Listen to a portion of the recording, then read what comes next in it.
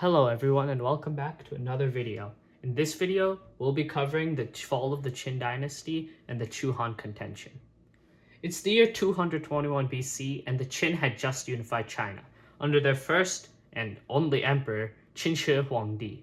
It seemed unstoppable, but by 206 BCE, only 15 years later, the Qin dynasty had fallen, leading to one of China's greatest civil wars, the Chu-Han Contention. First, let's talk about the Qin dynasty. Qin Shi Huangdi unified China in 221 and ruled using legalism, which used strict laws, harsh punishments, and a strong centralized government. While this may seem bad, were they corrupt? Yes. Was he a tyrant? Well, yeah, he was. But he had major achievements that advanced China to become one of the world's global superpowers soon in the following centuries. This included standardizing writing, currency, weights and measurements, different things of transportation. He built roads and canals. For example, this canal that stretched from the Huanghe River all the way south to the Yangtze. So the canal would have been like this. He also created some of the first walls that would later become the Great Wall of China. Now, the walls he built were connected, as they would go somewhere like this, and then maybe one here, and then one like this. But they were still huge walls that, though were built through slave labor, all these achievements would still advance China by so much. He divided the emperor into 36 commanders as well, each of them governed by an appointed official, making China much more organized than the civil warring and always breaking apart China than it was before. Why does this matter? Even though the people of China suffered and hated Qin Shi Huangdi and his regime, it led to easier trade, better communication, faster movement of armies, and a stronger centralized government, which though wouldn't help the Qin dynasty itself, would help its successors become huge, great empires. We've talked about the good, but why not the bad? Why did people hate the Qin so much? First of all, they had heavy taxation, as the Qin taxed the people so much. And all these great achievements, the Great Wall, the roads, the canals, and other massive construction projects were all done, as previously said before, by forced slave labor. He also suppressed books, namely the burning of books in 213 BCE. This is when many scholars and books which opposed the government were burned. And we all know what happens with the lack of knowledge and a lack of education, the government becomes stronger and stronger. So the scholars who had the education were also killed. So the Qin did indeed make China stronger, but made themselves deeply unpopular, keeping the seeds of rebellion imminent. Now it comes the collapse of the Qin dynasty. When Qin Shi Huangdi died in 210, the Qin's main leader, their powerful, their strong tyrant who had held the regime under check for all this long, was then successed by his much weaker son. This led to corrupt officials, and with the power vacuum slowly forming, rebellion spread across China, and eventually, just 4 years after, the Qin had collapsed in 206 BCE.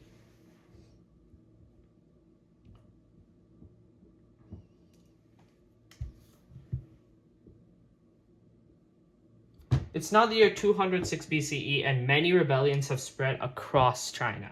But this doesn't mean that they all succeeded, did it? Only two would come out. One as the Han and one as the Chu, also known as the Western Chu. So, the Western Chu, though being the Western Chu, were situated more east of the Han Empire, with the Han Empire having territory. I'm going to draw approximate borders here. Let me use a different color. With the Han being more like this, and the Chu having more like this. Southern commanders had definitely less control than the rest, because the capital of most of these Chinese empires, and even today's China, is in the north, and especially when they had less communication, the south became much more of a nomadic, no-rule land. Now the Chu-Han Contention, the main civil war, began. Xiang Yu, who led the Chu, was a noble from Chu. He was a brilliant general and a powerful warrior. Versus Liu Bang, who was a former peasant, a charismatic leader, but had much skill at gaining allies, which would help him later win the war.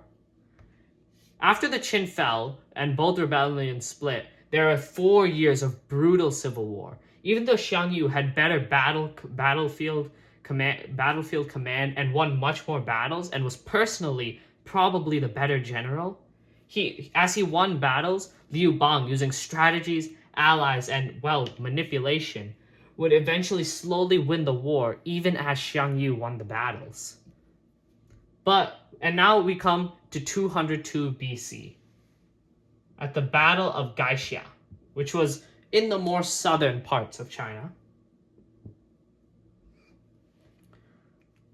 Xiang Yu was surrounded, and Han forces, again using manipulation, not brute force, by singing Chu songs that would make the Chu people desert their camp.